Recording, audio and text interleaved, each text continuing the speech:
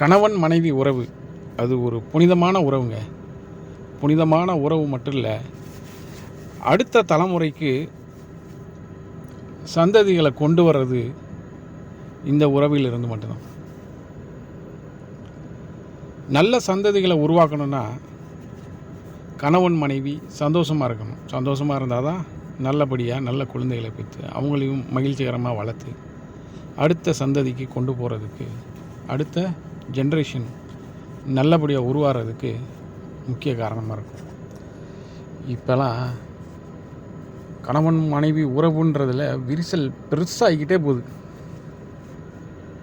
ஒருத்தர் சொல்கிறாரு, எனக்கு என் மனைவிக்கும் சண்டை 15 வருஷம் ஆச்சு. பக்கத்து வீட்டுக்காரனுக்கு கேட்குறவனுக்கு பெரிய ஆச்சரியம். என்னப்பா இது, 15 வருஷம் உன் மனைவி கூட சண்டை ஓடாமல் வளர்ந்துருக்கியா, எப்படிப்பா அது? எனக்கு அந்த சூட்சமத்தை சொல்லி கொடுப்பேன்னாரு. கல்யாணம் ஆன 2 நாள்லேயே ஃபாரின் போயிட்டேன், துபாய் போயிட்டேன். 15 வருஷம் கழிச்சு இப்போ தான் வர்றேன் அப்படின்னா, இதுக்கு என்னத்துக்குடா உனக்கு அந்த பிள்ளைய பாவத்தை பிடிச்சி கட்டி வச்சு, ஏன்டா அவள் வாழ்க்கையும் கெடுத்து, அவள் வாழ்க்கை அந்த பொண்ணு வாழ்க்கையும் கெடுத்து, ஏன்டா இப்படி இருக்கீங்க? இல்லை, வாழணுமா? இதுக்கு மேலே நீ வாழ்ந்தா என்ன, வாழாட்டி என்ன? குடும்பம் பண்ணுறாங்க. அதே மாதிரி இன்னைக்கு இப்போ பிள்ளைகளும் அப்படி தான் செய்யுதுங்க. எனக்கு டைவர்ஸ் வேணும் அப்படின்னு ஒரு பிள்ளை வந்து நினச்சி, எதுக்குமா என்னம்மா, எல்லாம் ஒரு நல்ல பையனாக பார்த்து தான் கல்யாணம் முடிச்சு வச்சோம், அவன் நல்லா பொறுமையாசாலியாக இருக்கானே, எனக்கு அதான் பிடிக்கல. நான் நல்லா பேசணும், நான் பேசுகிறது, நான் கோபப்பட்டு பேசுகிறேன், அதுக்கெலாம் அவர் பொறுமையாகவே இருக்கார், அது எனக்கு பிடிக்கல. எனக்கு வாழ்க்கையில் ஒரு மாதிரி விரக்தியை கொண்டு வருது, அதனால் அவர் கூட சேர்ந்து வாழ்றதுக்கு எனக்கு பிடிக்கல, எனக்கு டைவர்ஸ் வேணும்னு நினைக்கிறேன். இப்போ எதுக்கு எடுத்தாலும் சின்ன சின்ன விஷயத்துக்கெல்லாம் டைவர்ஸில் போய் நின்றுக்கிட்டு இருக்கேன். இந்த உறவு மேம்படணும், அதுக்கு சைக்காலஜிஸ்ட் ஒரு சில ட்ரிக்ஸை சொல்லித்தராங்க. இது நம்ம தமிழர்கள் ஏற்கனவே தெரிஞ்ச விஷயங்கள் தான். இதை நம்ம ட்ரிக்ஸுன்னு பார்க்காம சைக்காலஜிக்கலாக போகாமல் அவங்க வாழ்க்கை நூடே அது தெரிஞ்சு, அந்த காலத்துலலாம் 15 பிள்ளைய 18 பிள்ளைய 20 பிள்ளைய விட்டால் இது ஓடிக்கிட்டே இருந்திருக்கும் போல். சண்டை போட்டுக்கிட்டே இருப்பாங்க, எதுக்கு எடுத்தாலும் சண்டை போடுவாங்க, காலையில் மண்டையை உடச்சிக்குவாங்க, சாயந்தரம் சந்தோஷமாக இருப்பாங்க. அது மாதிரி ஒருவர் விட்டு கொடுத்து வாழ்கிறதுல கெட்டு போயிட மாட்டோம். அது நான் இந்த மாதிரி இந்த காலத்துகளில் நம்ம சைக்காலஜிஸ்ட் அணுகி தான் ஆகணும். ஏன்னா நிறையா பேர் மனசளவில் டிப்ரெஸ்டாக இருக்காங்க, எல்லாம் வேலைக்கு போகிறாங்க, நிறைய விஷயங்கள் மண்டையில் ஓடிட்டுருக்கு. அதனால் நமக்கு கொஞ்சம் ரிலாக்ஸ்மெண்ட் வேணும். அதனால் ஃபஸ்ட்டு மனைவி உங்களை இன்சல்ட் பண்ணுறாங்களா, ஆமாம் காய்கறி கூட வாங்க தெரியாத மனுஷனாக இருக்காப்புல, நீ மூஞ்சியில் எழுதி விட்டுருக்குமா ஐயா இழிச்சவாயன்னு, போனால் எல்லா அழுகி போன காய்கறியும் உன் தலையில் கட்டி விட்டுறாங்க. நான் 50 ரூபா காய்கறியை 150 ரூபாய்க்கு போட்டு வாங்கிட்டு வந்திருக்கேன், நீலாம் மனுஷனாயா அப்படின்னு இன்சல்ட் பண்ணிக்கிட்டு இருக்கல. நீங்கள் எதிர்த்து பேசாதீங்க, பொறுமையாக இருங்க. ஏன்னா அதுக்கும் திட்டுவாங்க, ஏயா உன்னே தக சொல்லிக்கிட்டு இருக்கேன், குத்துக்கல் மாதிரி உட்காந்துருக்கேன். ஏன்னா குத்துக்கல் மாதிரி உட்காந்துக்கிட்டு இருக்கியா அப்படின்னு அதுக்கும் திட்டுவாங்க. பொறுமையாக இருங்க, அவங்க பேசி முடிக்கட்டும். அவங்க கொஞ்சம் கோபம் தணிஞ்சதுக்கப்புறம் கேளுங்க, இந்த மாதிரி மார்க்கெட்டில் விலை ஏறிடுச்சு, நீ போனது போன மாதம், இந்த மாதம் விலை ஏறிடுச்சுன்னு சொல்லி எக்ஸ்ப்ளனேஷன் பண்ணுங்க. இந்த மாதிரி எதுக்கெடுத்தாலுமே குறை சொல்லிக்கிட்டே இருக்காத அப்படின்னு சொல்லி எக்ஸ்பிளைன் பண்ணுங்கள். அடுத்த தடவை அந்த பிரச்சனை வர்றது கொஞ்சம் குறையும். சண்டை போடாமையே இருக்க முடியாதுங்க. அந்த பொண்ணு சொன்ன மாதிரி சண்டை வேணும், சின்ன சின்ன சண்டைகள் வேணும். அடுத்து உடனே அது சமாதானமாகணும்.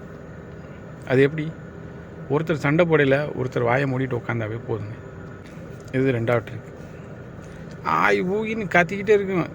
இவர் என்னடி ஓம் பாட்டுக்கு பேசிக்கிட்டு இருக்கே அப்படின்னு அந்த ஃப்ளோவில் போடா அப்படின்னு ஆரம்பிச்சிடும். இது தேவையா? முன்னாடிலாம் மனைவிமார்கள் கணவன் பேரவே சொல்ல மாட்டாங்க.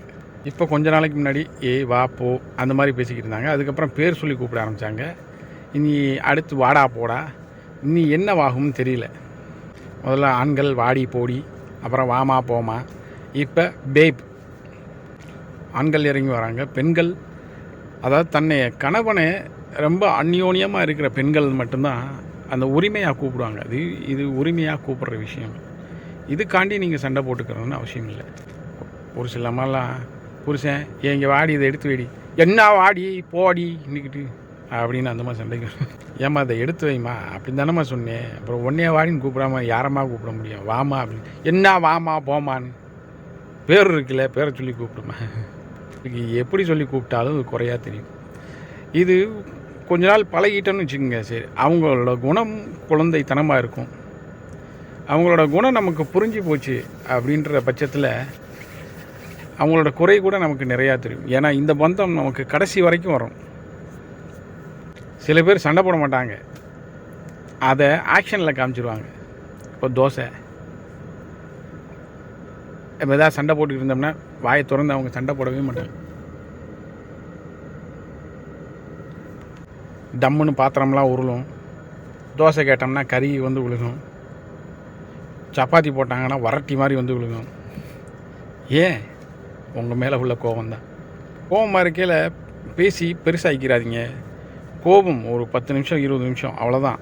அது ரொம்ப ஃபாஸ்ட்டான வந்துட்டு வேகமாக போயிடும். அப்படி போனதுக்கப்புறம் உட்காந்து பொறுமையாக பேசுங்க. ஏம்மா கோவப்படுற, எதுக்குமா கோவப்படுற, வெளியில் போயிட்டு வர லேட் ஆகும்னா வர லேட் ஆகும்னு சொல்லிட்டு போங்க. இல்லை எனக்கு சாப்பாடு வேணாம் அப்படின்னா சொல்லிட்டு போங்க. நாங்கள் உங்களுக்காண்டி இங்கே காத்துக்கிட்டு இருக்கோம்ல, நானும் வேலைக்கு போகிறேன், வேலைக்கு போயிட்டு வந்து உங்களுக்காண்டி நான் வெயிட் பண்ணிகிட்டே இருக்க முடியுமா? சொல்லிட்டீங்கன்னா நாங்கள் அந்த வேலையில் எடுத்து வச்சுட்டு செஞ்சுட்டு படுத்து தூங்கிடுவோம். அவ்வளோதான். இதை போய் நம்ம எதுக்கு பெருசாக எடுத்து சண்டை போடணும்? கணவனோ மனைவியோ உங்கள்கிட்ட பொய் சொல்கிறாங்க அப்படின்னு தெரிஞ்சிச்சுன்னா நீங்கள் எதுவுமே பேச வேணாம். இது தெரிஞ்ச விஷயந்தான். அவங்க கண்களை காட்டி கொடுத்துரும். அதாவது கண்களவே பார்த்துக்கிட்டே இருங்க. உண்மையான அன்பு இருக்குது. அதாவது பொதுவாகவே பொய் சொல்கிறவங்க கண்ணை நீங்கள் பார்த்துக்கிட்டே இருந்தீங்கன்னா அவங்க ஒரு மாதிரி பதட்டம் அடைவாங்க. அதை வைத்து ஈஸியாக நீங்கள் கண்டுபிடிக்கலாம். இது சைக்காலஜிக்கல் ஃபேக்டர். இது நிறைய பேர்த்துக்கு தெரிஞ்ச விஷயந்தான். இருந்தாலும் மறுபடியும் சொல்கிறேன். அடுத்து கணவன் மனைவி கிட்ட இப்போ பேச்சே குறைஞ்சி போச்சு. ஃபோனில் தான், மெசேஜ் தான். பக்கத்து தெருவில் இருந்துக்கிட்டே மெசேஜ் பண்ணுவார், வீடியோ கால். இது வேணுமா அது வேணுமா. கடைக்கு போனார்னா தான் என்னம்மா வேணும், ஏன்னா என்னத்தாவது வாங்கிட்டு போட்டோம்னா அங்கே வீட்டில் சண்டை விழுகும்.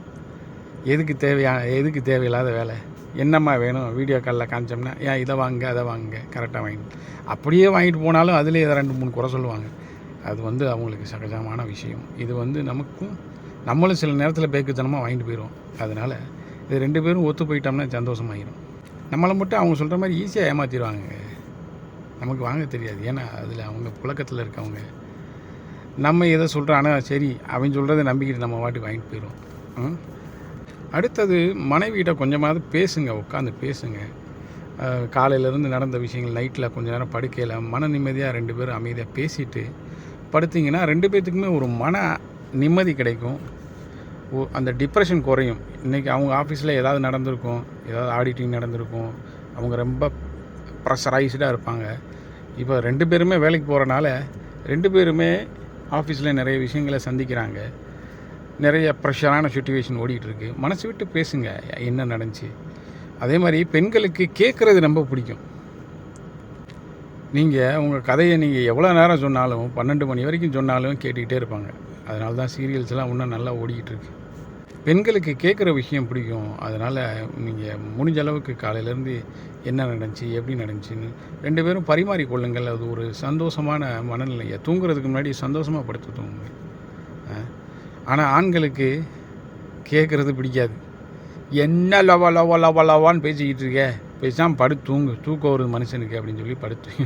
அந்த மாதிரி பண்ணாமல் 2 பேரும் பரஸ்பரமாக பேசி மகிழ்ந்து தூங்கி எந்திரிங்க. காலையில் ஃப்ரெஷ்ஷாக இருக்கும். நல்ல மன நிம்மதியாக எந்திரிச்சு அடுத்த நாள் வேலைகளை ஆரம்பிக்கிறதுக்கு சந்தோஷமாக இருக்கும். உறவும் மேம்படும். அதே மாதிரி அடிக்கடி ஏதாவது ஒரு கிஃப்ட் கொடுங்க. கணவன் மனைவி கொடுக்கறது, மனைவி கணவன் கொடுக்குறது. அந்த காலத்துலலாம் எவ்வளவு சண்டை போட்டாலும் சரி, சண்டை போட்டு வெளில போயிட்டு அந்த அல்வா மேட்ரு, அல்வா மல்லிகைப்பூ அதை வாங்கிட்டு வந்துட்டாருன்னா அவங்க மனசு அப்படியே மாறிடும். இப்போ அந்த மாதிரிலாம் இல்லைங்க. அவங்களே கேட்டு வாங்கிக்கிறாங்க. இப்போ கோல்டு செயின், வைரம் அந்த மாதிரி ரேஞ்சுக்கு போயிடுச்சு. அந்த மாதிரி இல்லாட்டியும் சின்ன சின்ன கிஃப்ட்ஸ் அவங்க மனசை ரிலாக்ஸ் படுத்தும். அதே மாதிரி இந்த கிஃப்ட்ஸு கொள்றதுனால இந்த மனப்பரிமாற்றம் ஈஸியாக நடக்கும்.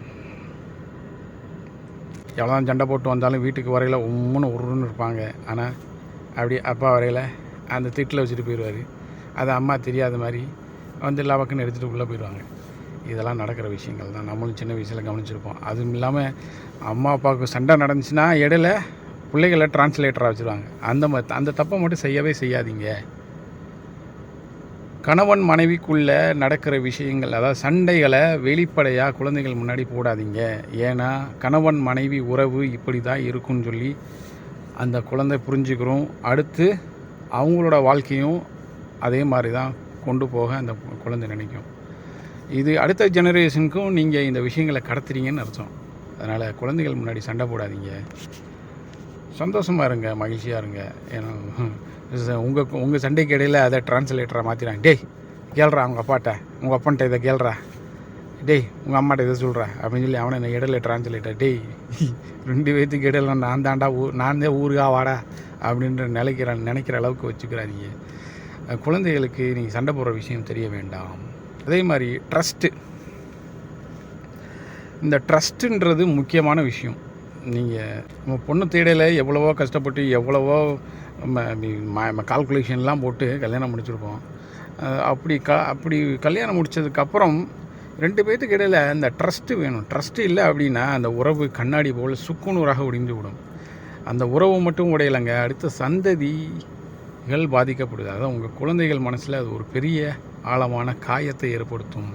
அதனால் இருவரும் ட்ரஸ்ட் அப்படின்றத மெயின்டைன் பண்ணணும். அதுக்கு நீங்கள் தான் பொறுப்பு. உங்களோட உண்மைத்தன்மையை வெளிப்படையாக வச்சுக்கோங்க. அதே மாதிரி இருவரும் ட்ரஸ்ட்டை பாதுகாக்கிறது, ஒருவருக்கொருவர் தன்னுடைய உண்மைத்தன்மையை 2 பேருக்கும் பொதுப்படுத்துறது 2 பேர்த்துக்கும் பொறுப்பான விஷயம். எனக்கு தெரியும் உங்கள் வண்டியை அந்த ஏரியா பக்கம் பார்த்தேன், என்னவா அப்போ ஒரு டென்ஷனாக வந்து உட்காந்துருப்பார். அப்படி கேட்டாங்கன்னா ஒருக்கு கோவம் வரும். ஆனால் அந்த நேரத்தில் நீங்கள் பொறுமையாக எக்ஸ்பிளைன் பண்ணிடுங்க. டேய் அது என் ஃப்ரெண்டு வீடு தான். எனக்கு தெரியும் எந்த ஃப்ரெண்டுன்னு அப்படின்னு இவங்க ஆரம்பிப்பாங்க. அதை அப்போயே நீங்கள் எக்ஸ்பிளைன் பண்ணி எக்ஸ்போஸ் பண்ணிட்டீங்கன்னா ஓகே தான். இந்த மாதிரி நான் உண்மையிலே ஃப்ரெண்டு வீட்டுக்கு தாண்டி போனேன், இந்த மாதிரி அன்னைக்குன்னு ஒரு அனாதை குழந்தைகளுக்கு அவன் சும்மா ஒரு ஆர்கனைஸ் பண்ணியிருந்தேன், அதனால் என்னை கூப்பிட்டுருந்தேன் ஹெல்ப்புக்கு, நாங்கள் இப்போ இது மாதிரி பண்ணோம், முடிஞ்சு போச்சு. அதை விட்டுவிட்டு என்னே நீ சந்தேகப்படுறியா ஏன் அப்படி இப்படின்னு சண்டையை ஆரம்பித்தோம்னா அது பெரிய விஷயத்தில் கொண்டு போய் முடியும். அதே மாதிரி தான் இருவருமே உண்மைத்தன்மையை ப்ரூவ் பண்ண வேண்டும். ஏன்னா இது நீண்ட கால உறவு. இதில் எத்தனை வயசு வரைக்கும் நம்ம இருக்கிறோமோ அத்தனை வயசு வரைக்கும் இது தொடர்ச்சியாக வரக்கூடிய ஒரு உறவு. அதாவது எல்லாருக்கும் இல்லாட்டியும் அப்படின்னாலும் ஒரு என் நம்பர்ஸ் ஒரு 70-80% ஒரு 60% மேலே அந்த உறவு வந்து கடைசி வரைக்கும் நம்ம உயிர் இருக்கிற வரைக்கும் வரக்கூடிய விஷயம். அதனால் அதில் ட்ரஸ்ட்ன்றது ஒரு முக்கிய பங்கு வகிக்குது. அன்பை பரிமாறிக்கொள்ளுங்கள், அதிகமாக மனைவியிடம் பேசுங்கள், அவங்களோட வேலைகளுக்கு நீங்கள் அப்ரிஷியேஷன் செய்யணும், அவங்களோட முடிவுகளுக்கு நீங்கள் அப்ரிஷியேஷன் கொடுக்கணும். மனைவிக்கு மட்டும் இல்லை, கணவனுக்கும் அதே தான். நீங்கள் செய்கிறது இப்படிலாம் சரியில்லைங்க அப்படின்னு நீங்களும் சொல்லக்கூடாது.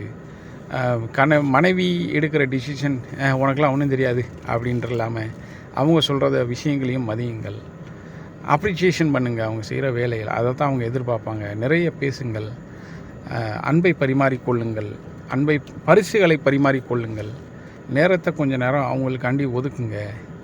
இந்த விஷயங்கள்லாம் நீங்கள் செஞ்சீங்கன்னா உங்கள் உறவு ஒரு மேம்பட்ட உறவாக, அந்த உறவு நல்ல சந்ததிகளை அடுத்த தலைமுறைக்கு கொண்டு செல்லவும் அது உதவும்.